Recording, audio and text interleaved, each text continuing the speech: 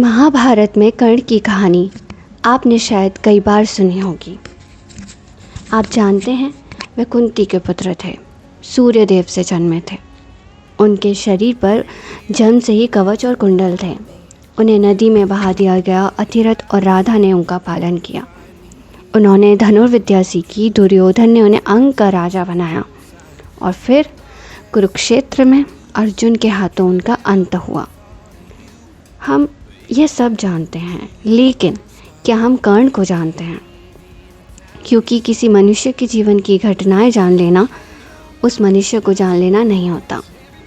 आज हम यह नहीं पूछेंगे कि कर्ण के साथ क्या हुआ। आज हम पूछेंगे, जब यह सब कर्ण के साथ हो रहा था तब कर्ण के भीतर क्या चल रहा होगा। ये कर्ण के मन की कोई प्रमाणित कथा नहीं है। यह उन घटनाओं को कर्ण के दृष्टिकोण से समझने का एक छोटा सा प्रयास है।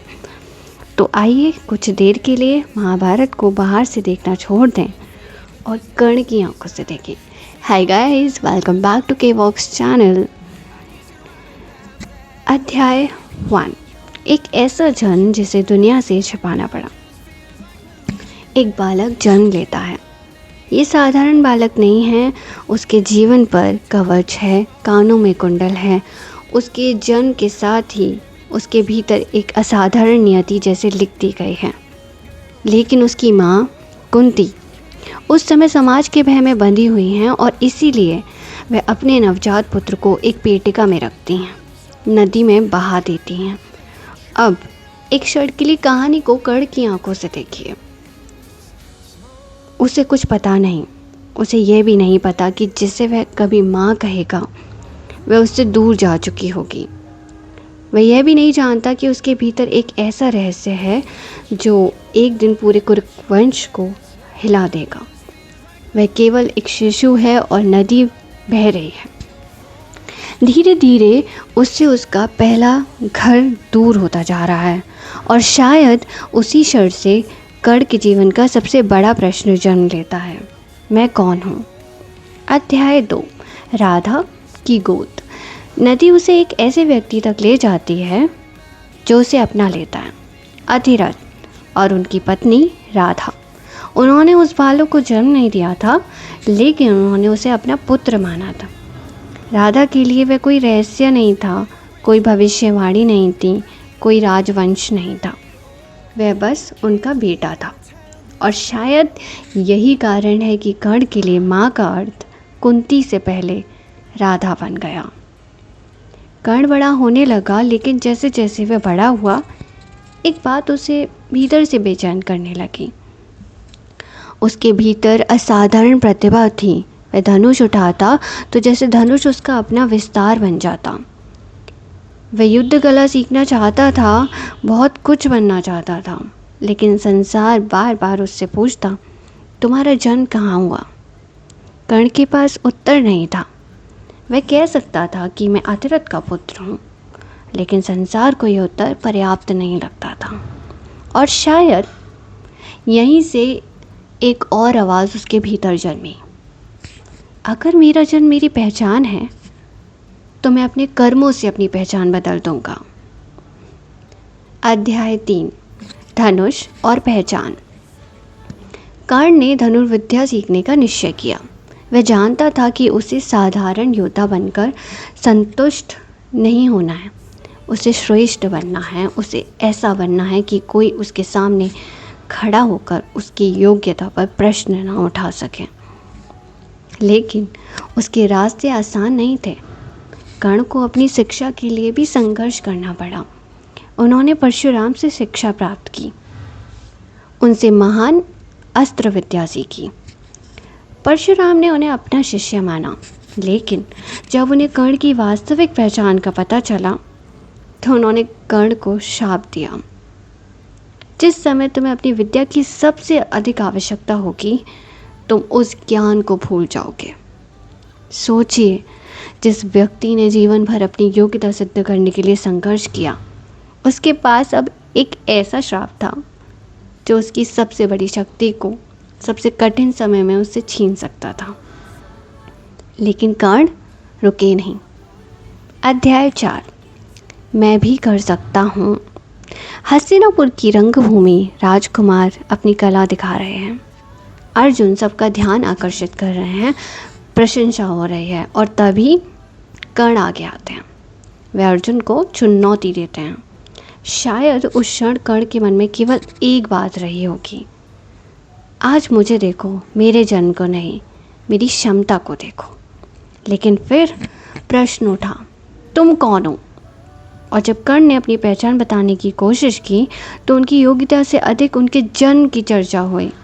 एक योद्धा जो अपने हाथों से अपनी पहचान बनाना चाहता था, उसे फिर उसके जन्म से मापा गया।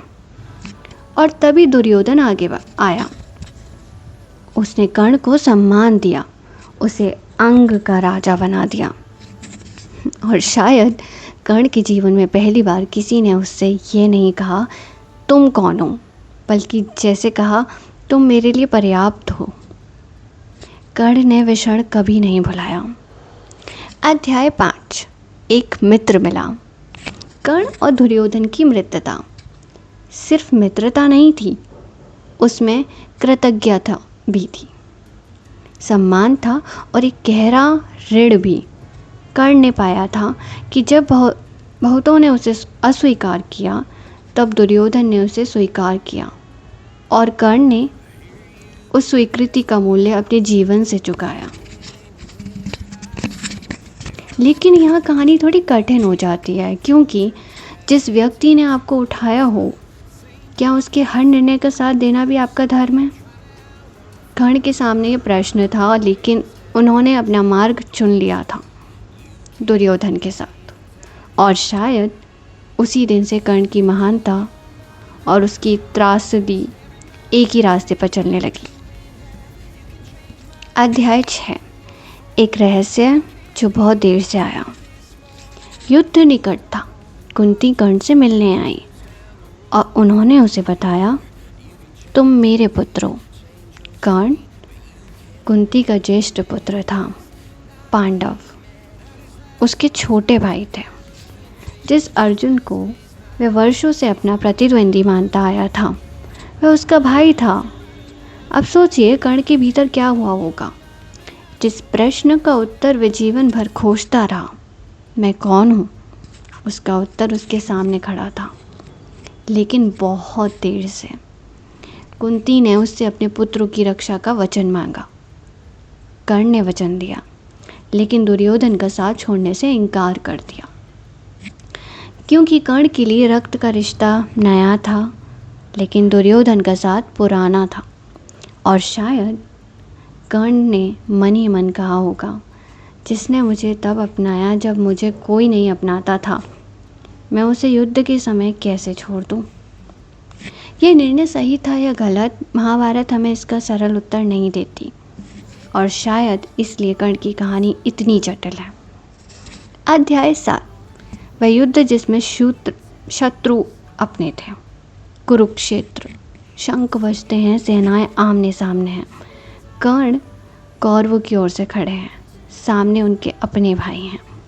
लेकिन युद्ध भूमि में रिश्तों के लिए जगह बहुत कम होती है। वहाँ निर्णय होते हैं, प्रतिज्ञाएं होती हैं और परिणाम होते हैं।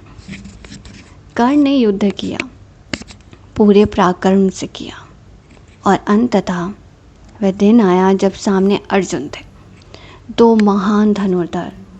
दोनों के जीवन में अपमान था, दोनों के भीतर महत्वाकांक्षा थी, दोनों के पीछे एक लंबी कहानी थी, और दोनों एक दूसरे के सामने खड़े थे। अध्याय 8, अंतिम क्षण। युद्ध अपने चरम पर था, तभी कर्ण के साथ का पहिया धरती में धंस गया। कर्ण नीचे उतरे। उन्होंने उसे निकालने का प्रयास किया, और उसी क्षण उनका जीवन जैसे उनके सामने से गुजर गया। वह बालक जो नदी में बहा था, वह युवक जिससे उसकी पहचान पूछी गई थी, वह योद्धा जिसने स्वयं को सिद्ध किया था, वह मित्र जिसने अपना वचन निभाया था, और वह पुत्र जिसे अपनी माँ की सच्चाई बहुत देर से मिली। और अब वह सब कुछ ही क्षणों में समाप्त होने वाला था। अर्जुन का बाण चला कर्ण धरती पर गिर पड़े और एक ऐसे व्यक्ति की यात्रा समाप्त हुई जिसने पूरी ज़िंदगी अपनी जगह खोजने में लगा दी थी। लेकिन सबसे बड़ा रहस्य, कर्ण की मृत्यु के बाद पांडवों को पता चला कि कर्ण उनका ज्येष्ठ भाई था, जिसे वे अपना शत्रु समझते रहे। वह उनका अपना रक्त था। और तब शायद पूरी कहानी का अर्थ बदल गया। कर्ण, जिसे दुनिया ने सूत पुत्र कहकर देखा, वह वास्तव में कुरुवंश का ज्येष्ठ पुत्र था। लेकिन उस सत्य का उसके जीवन में क्या मूल्य था? सत्य आया, लेकिन तब जब कर्ण उसे सुनने के लिए जीवित ही नहीं बचे। अंतिम उपदेश। कर्ण की कहानी हमें क्या देती है? कर्ण की कहानी हमें केवल ये नहीं सिखाती कि जीवन कठिन हो सकता है, वह हमें इससे कहीं गहरा प्रश्न देती है। क्या परिस्थितियाँ हमारे निर्णय तय करती हैं? कुछ हद तक हाँ, लेकिन पूरी तरह नहीं। कर्ण के पास शिकायत करने के कारण थे, बहुत थे, लेकिन उनके पास चुनाव भी थे। और यही उनकी कहानी को महान और दुखद दोनों बनाता है। हमें कर्ण से सीखना चाहिए, अपमान को अपनी पहचान मत बनने दीजिए। दूसरों की स्वीकृति के लिए अपने पूरे जीवन को मत झोंक दीजिए। जिसने आपका साथ दिया उसके प्रति कृतज्ञ रहिए, लेकिन कृतज्ञता और विवेक में से किसी एक को चुनना पड़े तो विवेक को मत खोइए, क्योंकि गलत दिशा में उठाया गया एक दृढ़ कदम भी अंततः आपको गलत स्थान तक पहुंचा सकता है। और शायद कर्ण की सबसे बड़ी सीख यही है, मनुष्य को केवल यह नहीं देखना चाहिए कि उसके साथ क्या हुआ, उसे यह भी देखना चाहिए कि उसके साथ जो हुआ उसके बाद उसने क्या चुना। कर्ण महान थे, उनमें दोष भी थे, उनमें करुणा भी थी, अहंकार भी था, दानशीलता भी थी और ऐसी निष्ठा भी जो अंत तक उनके साथ रही। इसलिए कर्ण को केवल नायक या खलनायक बनाकर देखना उनकी कहानी को बहुत छोटा कर देना है। कर्ण एक मनुष्य थे, एक ऐसा मनुष्य जो जीवन भर अपनी पहचान खोजता रहा और अंत में शायद हमें अपने लिए यही प्रश्न छोड़ गया, अगर दुनिया आपको वह नाम ना दे जिसके आप योग्य हैं, तो क्या आप फिर भी स्वयं को पहचान पाएंगे? यही कर्ण की कहानी है और शायद यही कारण है कि हज़ारों वर्ष बाद भी हम कर्ण की बात करते हैं, क्योंकि कर्ण की कहानी केवल महाभारत में नहीं है, कहीं ना कहीं वह हम सबके भीतर भी है।